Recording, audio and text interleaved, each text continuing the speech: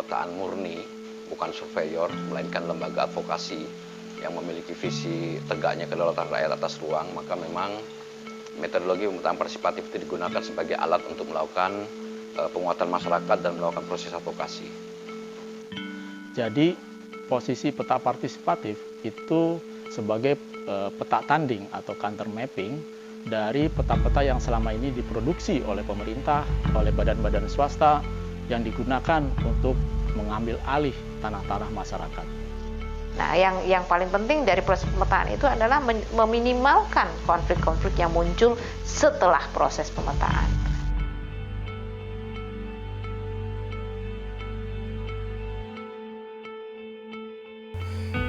Pemetaan partisipatif itu oleh dan untuk masyarakat. JKPP inilah yang diharapkan menjadi dinamisator sekaligus menjadi lokomotif gerakan pemetaan partisipatif itu di Indonesia.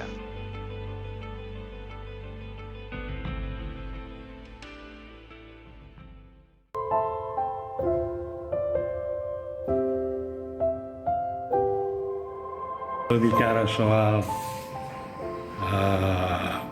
JKPP,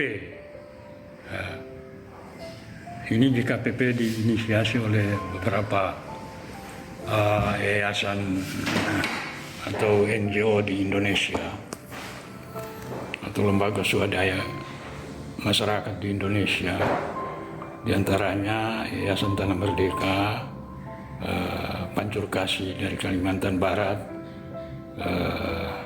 Latin dari Bogor, dan beberapa kawan-kawan yang aktif mengadvokasi masyarakat pada zaman itu, zaman yang sangat keras tekanannya kepada baik masyarakat sipil yang terpencil maupun di kota-kota. Pada waktu tahun 1996 itu berangkat dari tindak lanjut lokakarya di Filipina. Jadi ada beberapa teman-teman yang ikut lokakarya itu yang dikoordinir oleh BSP Kemala pada waktu itu. Jadi kita sepakat dari hasil lokakarya itu kita akan mengadakan lokakarya di Indonesia, dan kemudian Latin pada waktu itu mengkoordinir mengundang teman-teman yang melakukan pemetaan partisipatif di seluruh Indonesia, termasuk saya sendiri.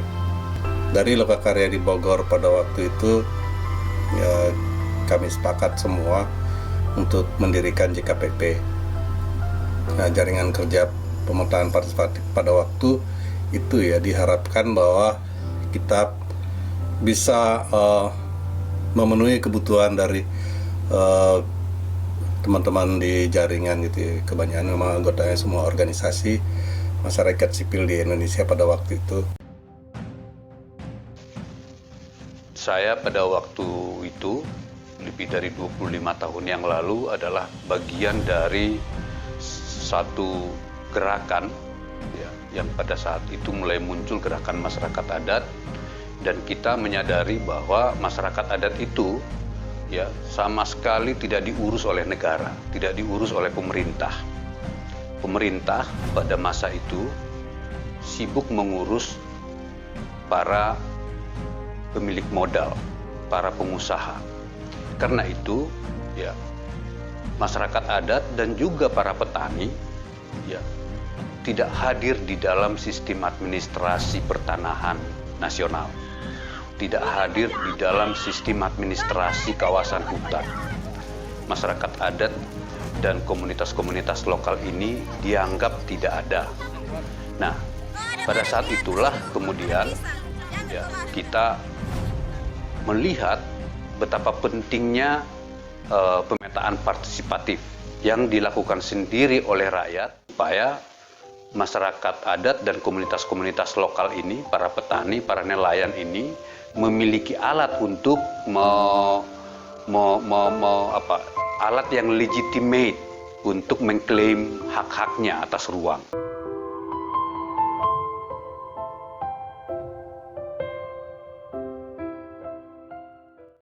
Nah, menurut saya sepanjang jalan ke arah pengakuan terhadap kedaulatan atas ruang yang masih belum kita capai, masih belum terang jalan itu, artinya proses-proses penerangan untuk mengarah kepada masyarakat adat dan komunitas lokal menemukan jalan bagaimana pengakuan atas ruang hidupnya itu dilakukan oleh pihak yang mempunyai kewenangan, dalam hari ini pemerintah, maka JKPP masih harus ada di situ.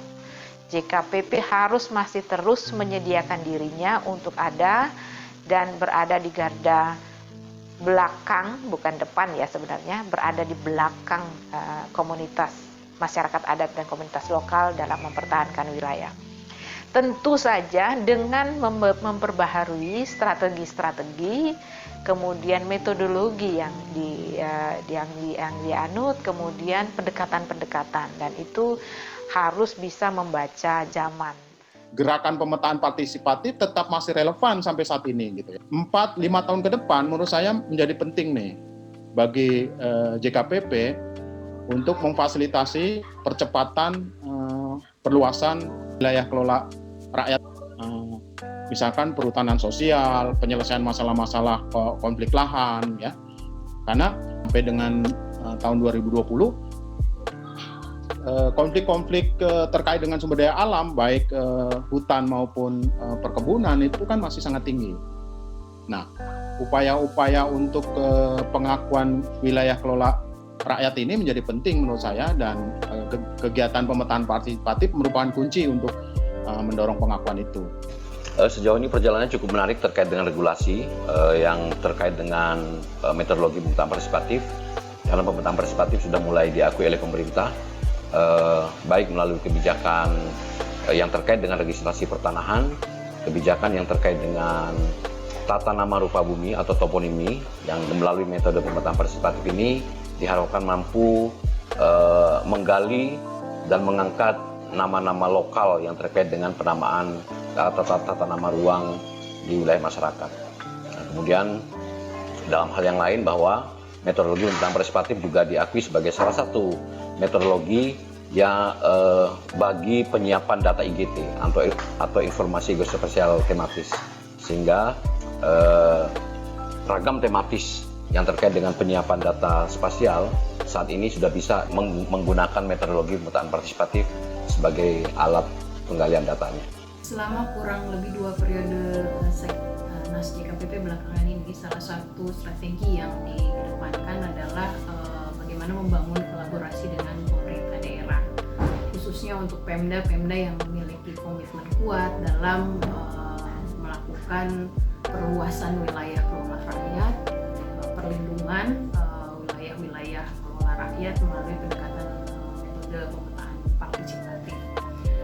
Banyak pemetaan ini digunakan untuk pemetaan hutan adat, perluasan wilayah kelola masyarakat adat, kemudian reforma agraria dan reforma sosial yang lain.